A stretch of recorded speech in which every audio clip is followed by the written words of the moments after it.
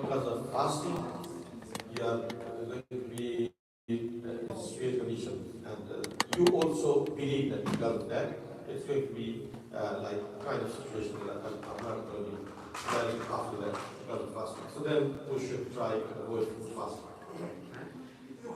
For the travelers,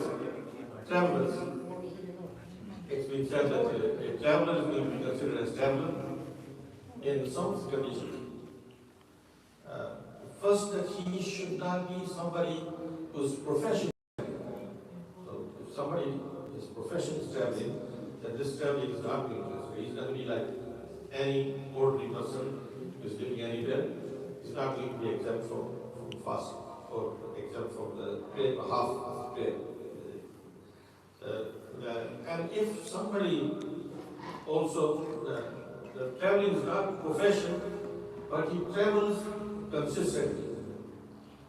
consistently traveling, so that according to some of the knowledge, according to Ahlulbayt and some of the knowledge is being considered as a kafir or something, because he travels plenty of time and he does not stay anywhere 10 days.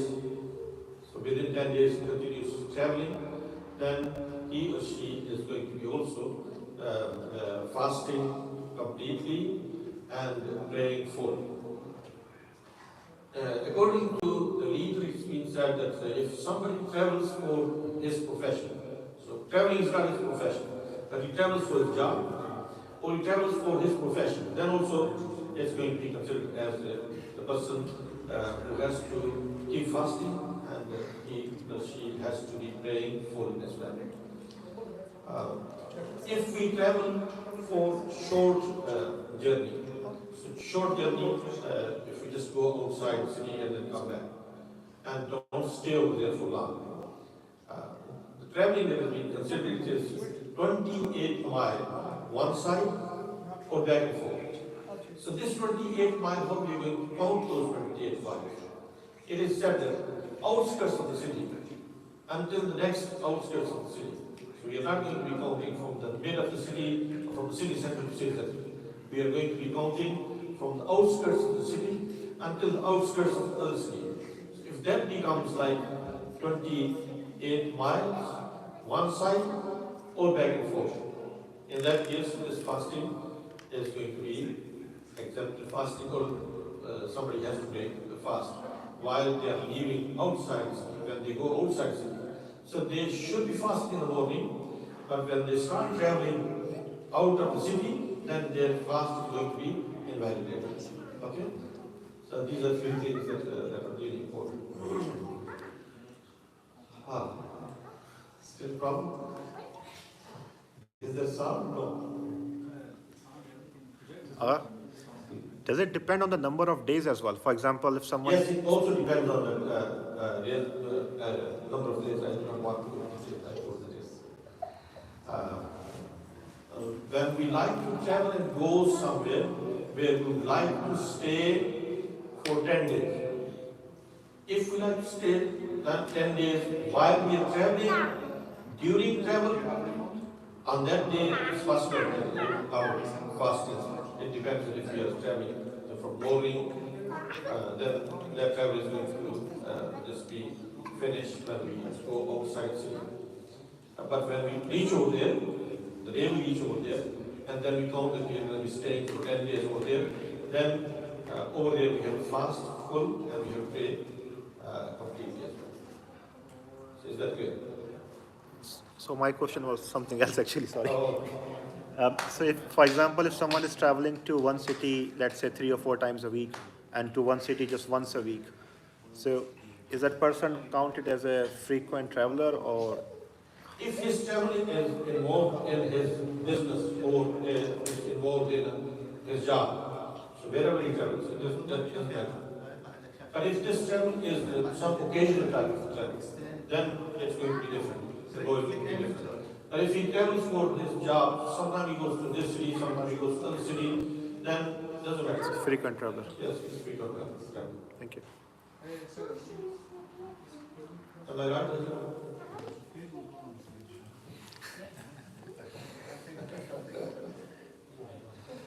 Okay. Okay, alhamdulillah. صلوا على محمد وآل محمد.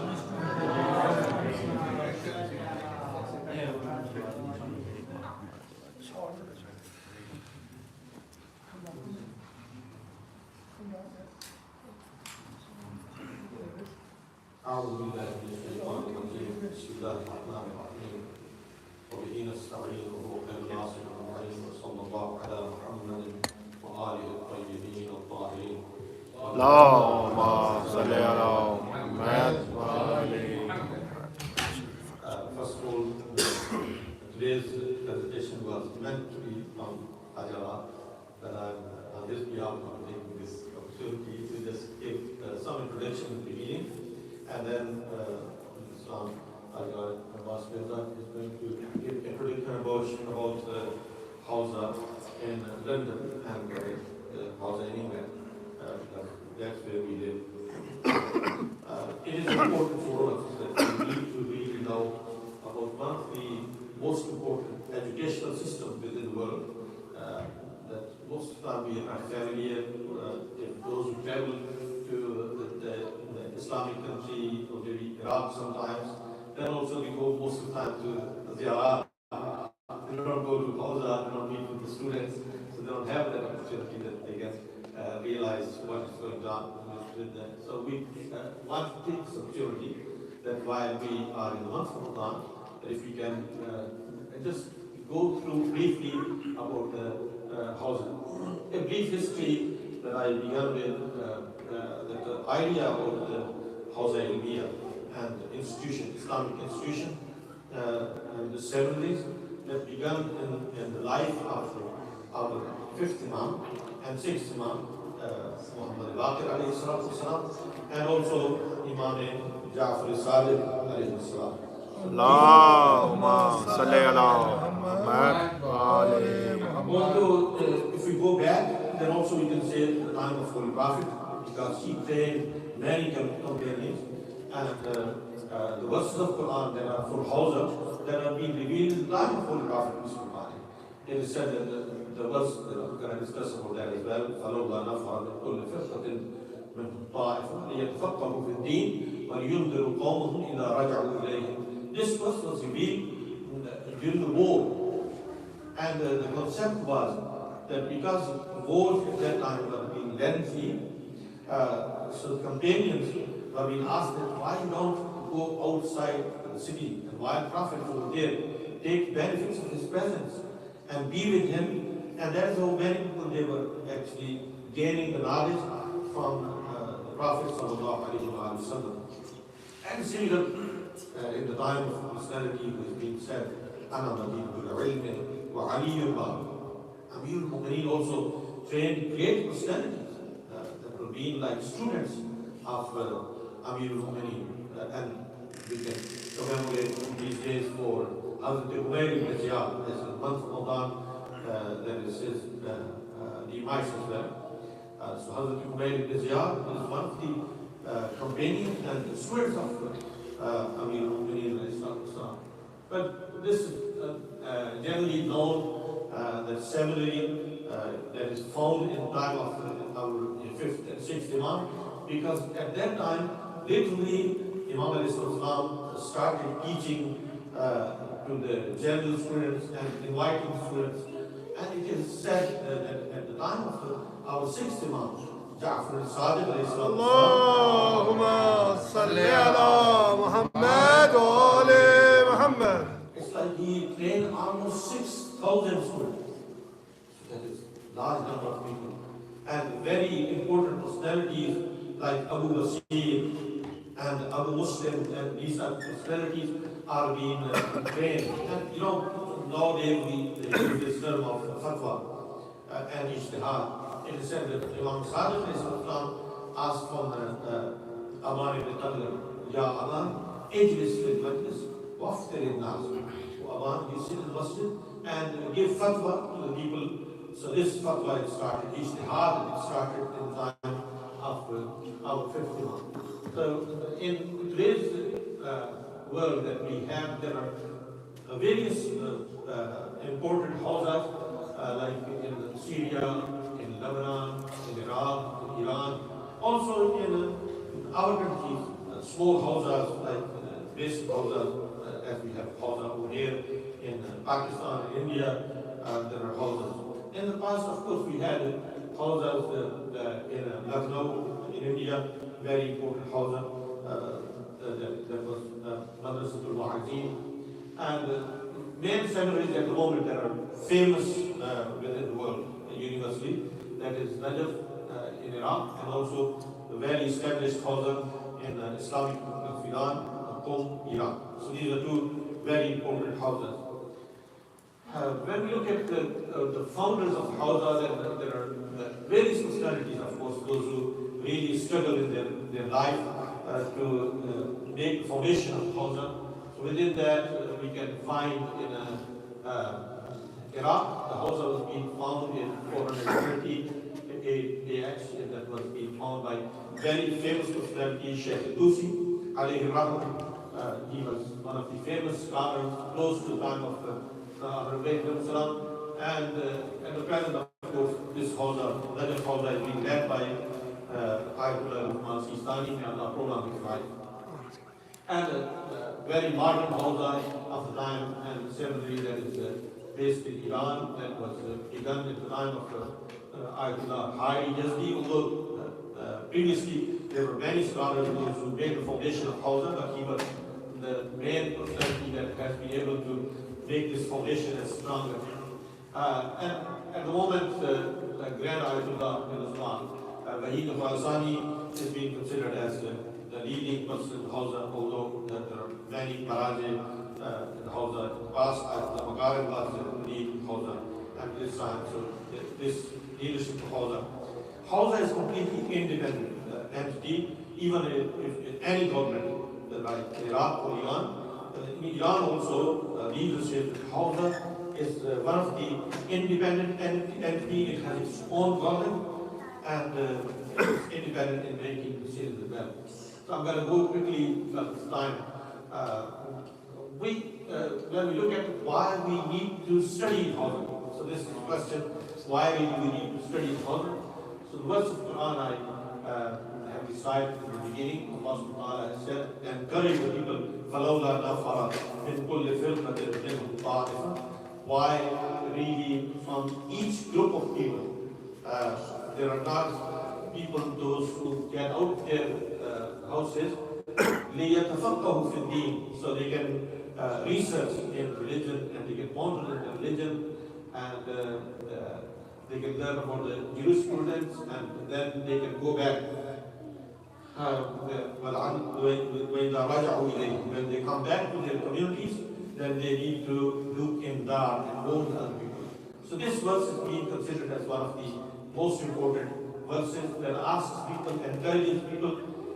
So we need to try to look at our children, if we can have anybody from our children that can go to Hawza, if he has capability learning about the religion. If you just like start thinking that if in our city or in this whole England, we'll look at the population and then start thinking how many scholars do we need, how many scholars are needed in Europe, then we really not be able to be just with the number of people, those who are studying in Hawza. Please go next. Within Hawza, the education system of Hawza can be divided into two parts. There is Muqaddamat, that is foundational course, then there is primary course, and then after that there is higher education that is called Baqul Kharij, when scholars, those who are high level scholars like Ayatollah Maraji, they give analysis about the fiqh and usul and the principles of the faith. Next, please. The courses that are being taught in the Hawza, within the foundational course, at the moment in Iran there is 12 course, then in Iraq, of course, it's going to be a little different. But in Iran, of course, Farsi is basically being taught to the students, Arabic grammar, general ahkam, theology, tadbir, and those such, that is in foundational course. And primary courses are being advanced study is going to be there, and Islamic history, fiqh, usul, logic, philosophy, and advanced theology. So those are the studies and courses that are going to be there.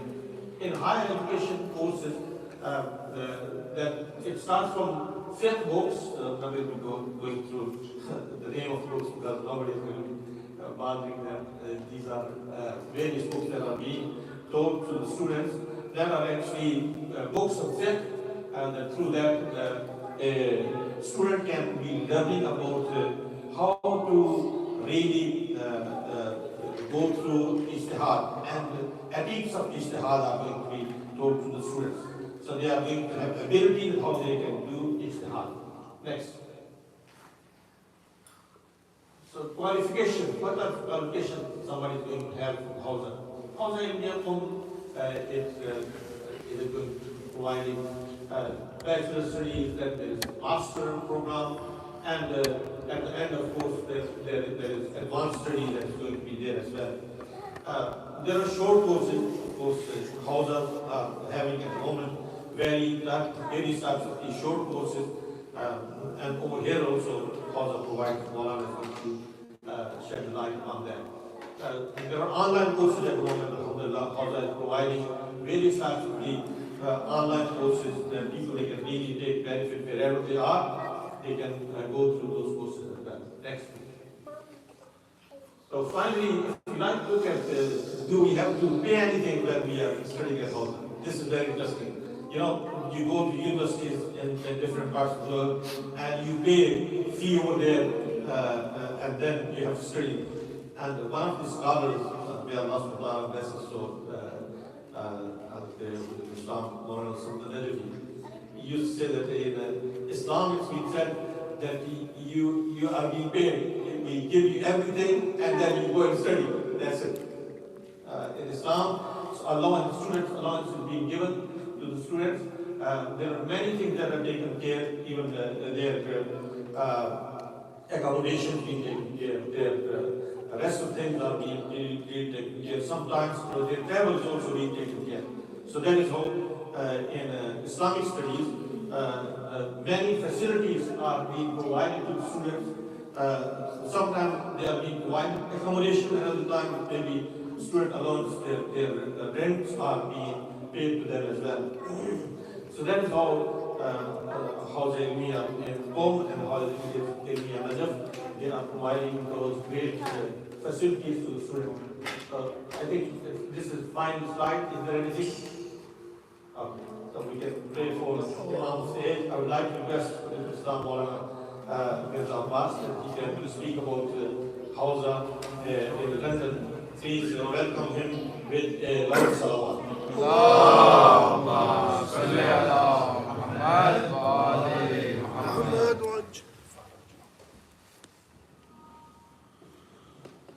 Assalamu alaikum.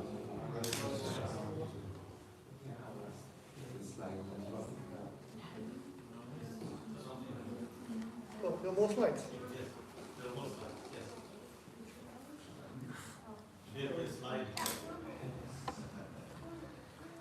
Bismillah ar-Rahman ar-Rahim. Alhamdulillah Rabbil Alameen. Wa sallallahu ala sayyidina Muhammad wa alihi. Allahumma salli ala Muhammad wa ali Muhammad. This was in green, London. अगर थोड़ा सा video थोड़ा Buildings that you see, typical Victorian style. It was actually a Christian seminary because it's right opposite to a church.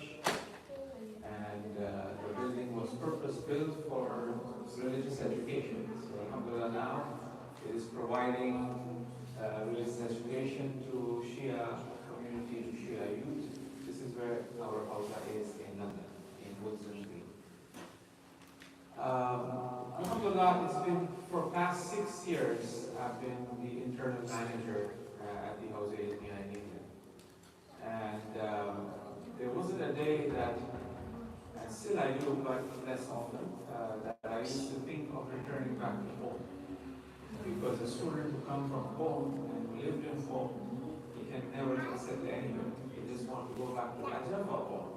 That's because of the atmosphere, the company, the teachers, The whole setup is very different. You may have noticed that when you go for Ziyarah. But however, alhamdulillah, since I joined the Hawza here in England and trying to work with the students there, there's a sense of satisfaction, personally speaking. And I could see that in the atmosphere. One of the things that we find in the interviews, every year we have lots of interviews with students, they always say that the atmosphere, people talk about the atmosphere in the Hawza, talk about here. It's very different. And this is something that has pushed many students to join and they've been glued basically to the seminary in that fashion because of the atmosphere that's there. For example, you have namaz al-Jamaat, for example, lunch together with the students and staff and teachers, and also the presence of the ulama and scholars who are well recognized and those who basically are capable of teaching at the level of Kharij, where Maulana just pointed out to, at the higher level. Those are the teachers that we have who are teaching first year, second year, the Sutuk is the primary level, or even before that, grammar, so on and so forth. So that makes a lot of difference when you have teachers, scholars who are well versed, and they are providing education to our community, to our youth. So alhamdulillah, that's the setup that we have. Just a few points as in which are very important to the Hawza, to the seminary. One is to train students with in-depth traditional Islamic sciences while taking into account contemporary challenges faced by Muslims in the West.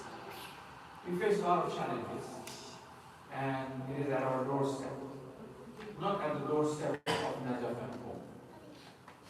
They are bothered by it, but not as much as we are bothered with these issues.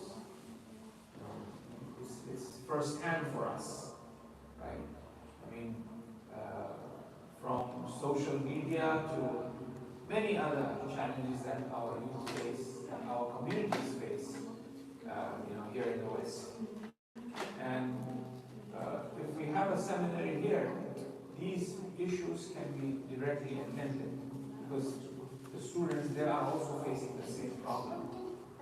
And you have teachers there to discuss that. But the key point here is that the traditional Islamic sciences, Hawza, as Maulana just pointed out, is about, let's say, 1,000-year-old institution.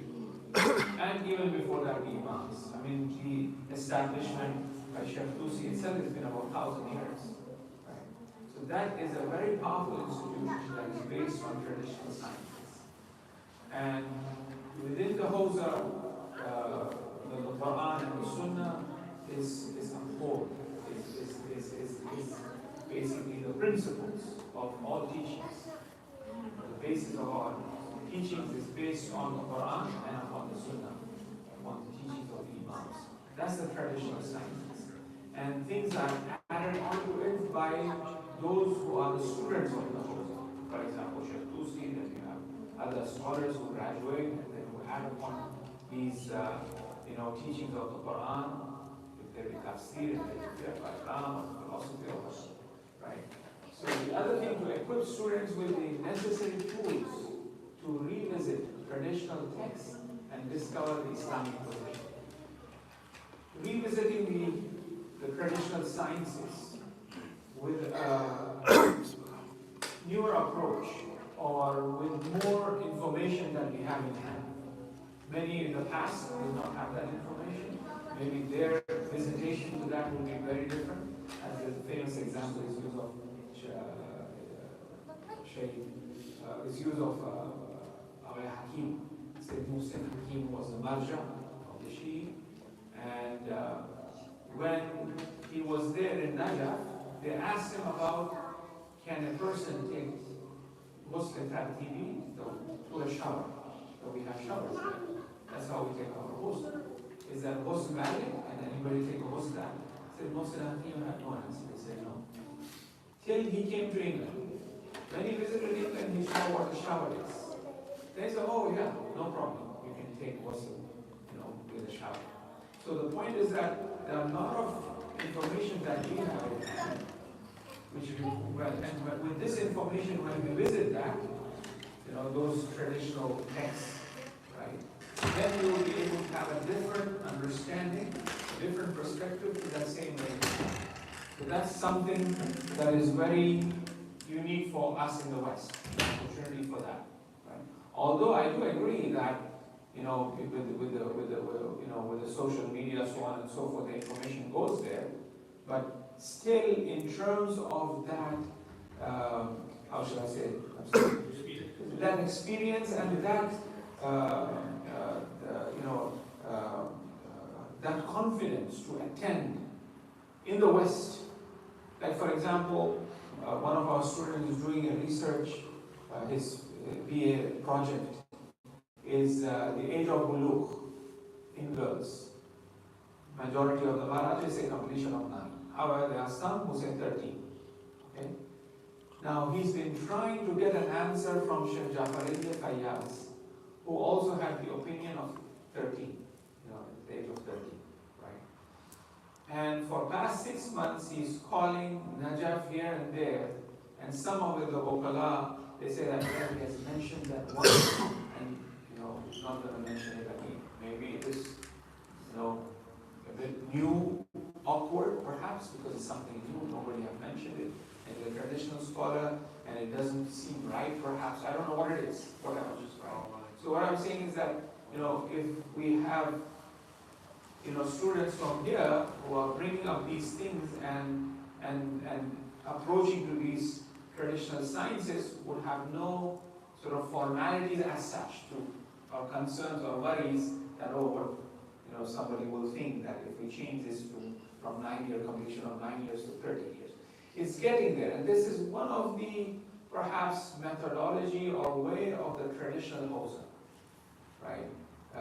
For example, eating from Hindus was considered as najis. They are not Ahlul Kitab. Okay, leave aside Hindus. Eating from Ahlul Kitab was considered najis by our Qumi, by Bahjat, by Imam as well. Right? You cannot have it from Ahlul. But now everybody allows from Ahlul Kitab. What's that shift? Because the community and the Shi, what do you call it? Ummah needs to get prepared, for certain things, right? So it delays it. Even now about Hindus, for example, can you read from Hinduism? Islam says no, Ahmed says no. Al-Makarim has a different fatwa. Muslims living in India, it's okay for them. Al-Fazullah says well, it's okay, Al-Sani says okay. So therefore, it's kind of, that's the beauty of ijtihad that we have. It's always adapt to the time. So now when we have a Hawza here, there could be many issues that we'll be facing. We could really quickly attend to it and have an answer for what is my religious responsibility towards it. Then you have to provide scholars and students with authentic resources for Islamic and academic scholarship. Basically, resources are the key for research. And one of the things that we are about to start in the Hawza is we are having 3 or 4 teachers. One of them is already a graduate, 2 teachers, they teach in the Hawza, they are from England. We are looking at how much of material on usul al-fiqh, on Shi'i jurisprudence been written by Western scholars in the West. How much has been translated and how much has been written in different places, maybe in a form of a book, maybe in a form of an article, in some sort of quarterly, from Cambridge or Oxford or whatever.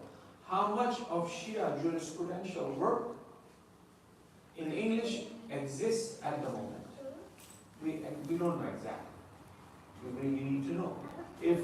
And there could be some misconceptions and misunderstanding by the Western scholars in regards to certain principles that needs to be attended. And this is where the Hawza comes in. This is their job. that they need to look into and provide that, right? And those who are studying there, the students, they really need to know. Okay, maybe Professor Lee have said something, maybe Professor Goodhart from Edinburgh have said something, or on Usul FM. But what is the viewpoint? How can you criticize that from a traditional point of view? What does Shaykh Sadr say about it? What does, for example, Al-Wahid Khurasani's opinion in regards to this particular principle, Usuli principle, right? So that is where Hawza comes in. Create an atmosphere where all activities are dedicated to nurturing moral qualities and spiritual growth. Akhlaq and spiritual growth is the main purpose of the Hawza. One may know jurisprudence, one may know falsafa, ahkam, fiqh, so on and so forth. If it doesn't have any akhlaq and manawiyah and spirituality, that is of no use. Because the very purpose of Rasulullah was that he provides sublime morality. Makarimul akhlaq. That was the purpose. So the purpose of fiqh is good akhlaq. The purpose of philosophy is good akhlaq. The purpose of irfan is good akhlaq. The purpose of syntax and morphology is good akhlaq. All in all, so consciously, the teachers here at the Hawza try to bring in discussions that would promote spirituality, manawiyah, and akhlaq. Whether that be they are teaching analytical grammar or morphology syntax, or they are teaching fiqh, istidlal or whatever. So akhlaq is the key. That's very important. So we try to do that, alhamdulillah. We have like weekly akhlaq session with the head of the Hawza, who is Sayyid Raja Musawi, Sayyid Hashim Musawi. He has every Monday an akhlaq session, right? Apart from that, we have plenaries on Mondays and Tuesdays by different teachers, 1 hour on akhlaq. Hawza have been part and parcel, akhlaq have been part and parcel of Hawza studies. In Women Najaf, right? Every week there is a session by a Grand Ayatollah who gives a lesson on akhlaq. Maybe in the Masjid Azam, or maybe in his own sort of masjid or office or somewhere, right? He will have once a week a session on akhlaq, and all of the students participate, even common people also. Al-Jawadi, for example, in the masjid, he will have once a week a lesson on akhlaq, for example. So we try to, because the curriculum that we have, we don't really have time to go through that, but the curriculum that we have, that we are teaching a 4-year program, it's a 4-year program. The Hawza is a 4-year full-time program. There are other programs as well, as Maulana pointed out, with like short courses, so on and so forth. That 4-year program, that we have, contains within it, akhlaq, fiqh, philosophy, ahkam, and all of the Arabic grammar, all those sutu that, earlier you saw that in that slide. To unify the community by strengthening enduring ties of brotherhood within the Hawza. There's a very fascinating and amazing brotherhood and sisterhood that we have. And we noticed this very recently in a greater extent when we had our camp recently. And the month of Ramadan obviously provides the same sort of record, pointing out to that brotherhood and sisterhood. Because there were student-led iftars done twice so far, and they were so beautiful. There was the air of spirituality and manawiyah was so powerful there. So that's one of the things, that to have that brotherhood and sisterhood. And one of the things that is quite interesting, that is the presence of the sisters, because in Hawza, that England accommodate the brothers and also sisters as well. They also study.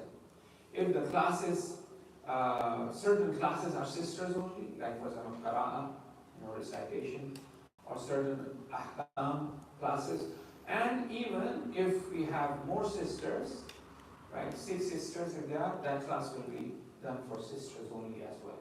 So we try to promote as much as we can that freedom, that opportunity for sisters to engage, to communicate with the teachers more freely. At the same time, having said this, we also have classes together.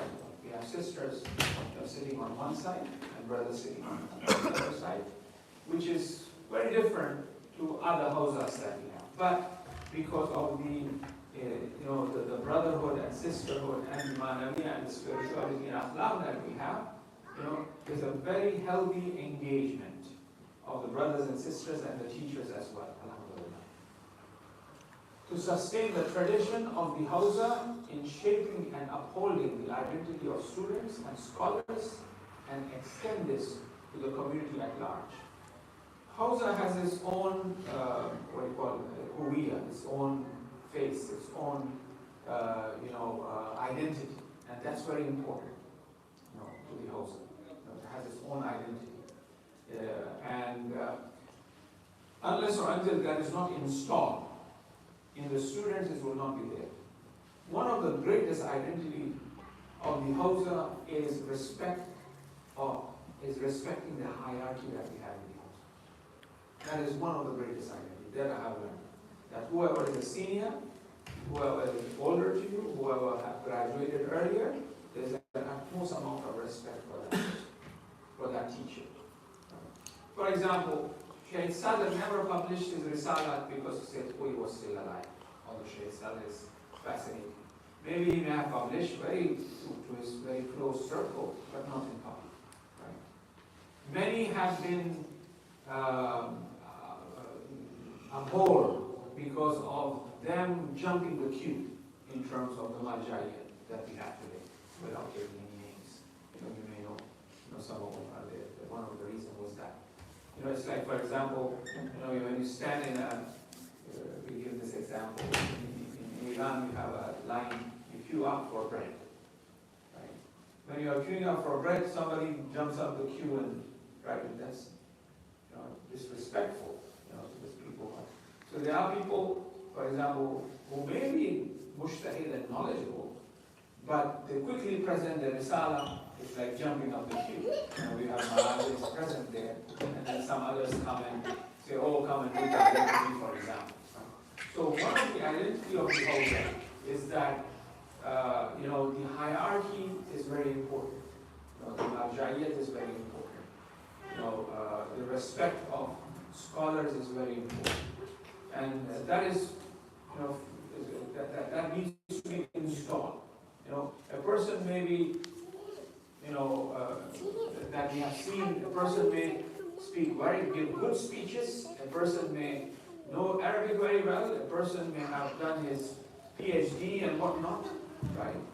But when it comes to representing the teachings and the akhlaq of the Hawza, he may fall short because of his approach in terms of tabligh, because of that person, his or her approach towards these sciences. So alhamdulillah, we try to transfer that to our students that are there, and the focus on akhlaq have managed so far to maintain that respect, among the students. Not that now they have done their masters, some of them they are doing their PhDs right now. So this means that they are it, so to speak.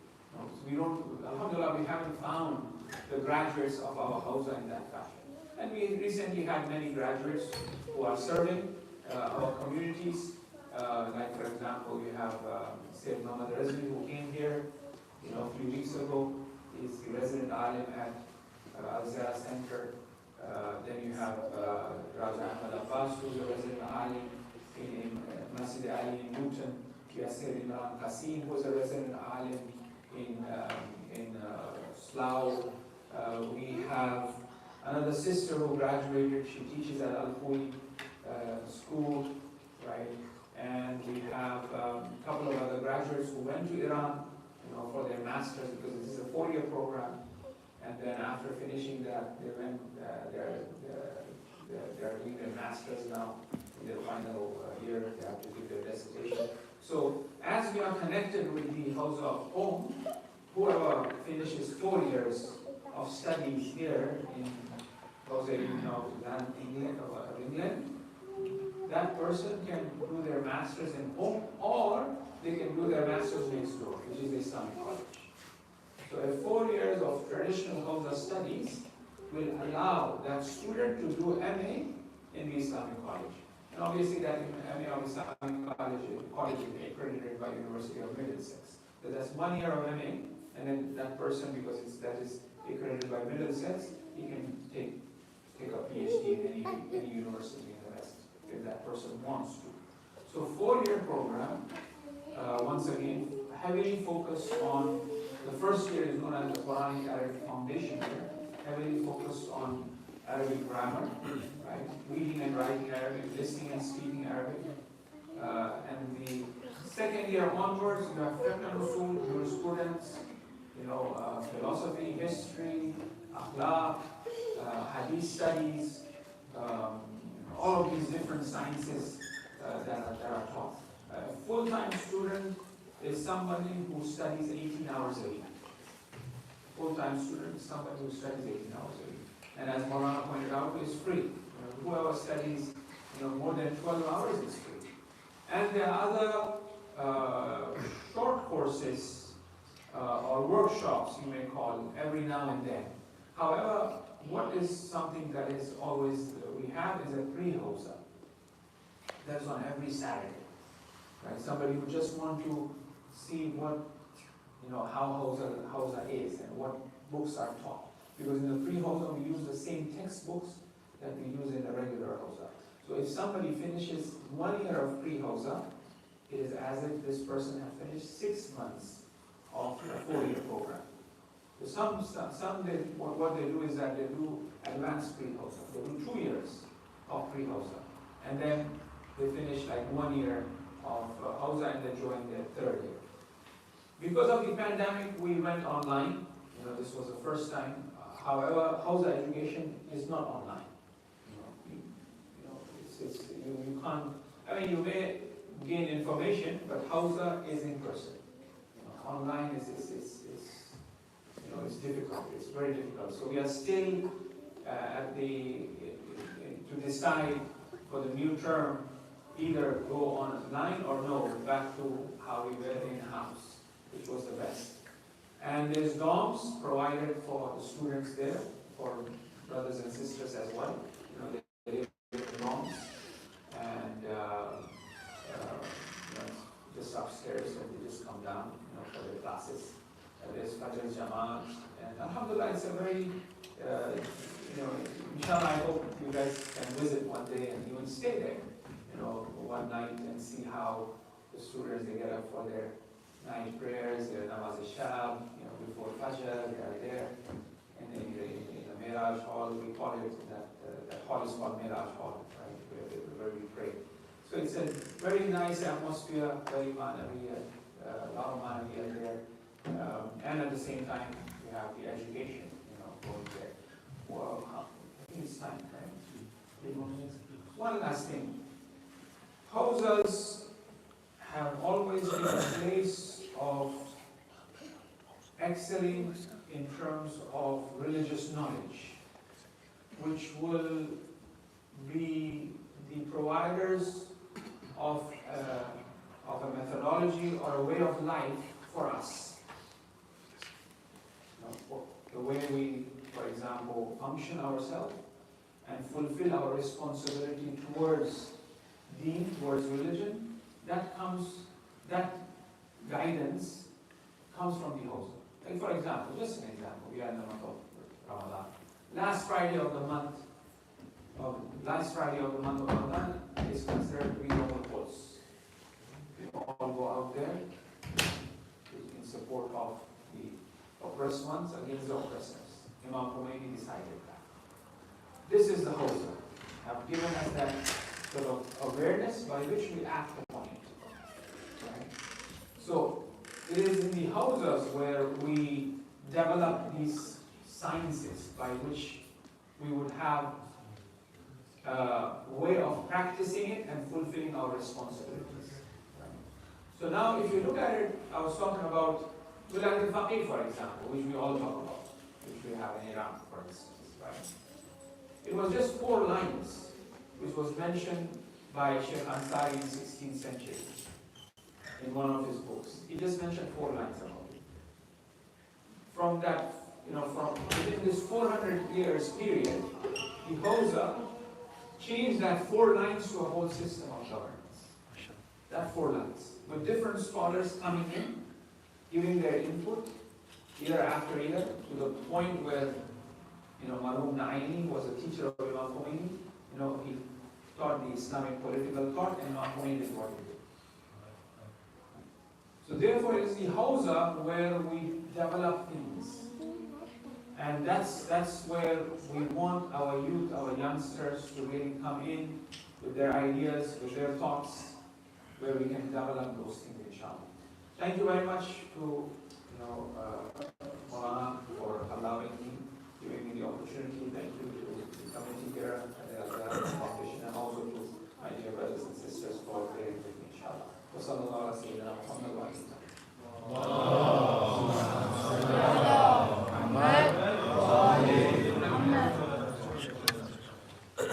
أعوذ بالله من الشيطان الرجيم بسم الله الرحمن الرحيم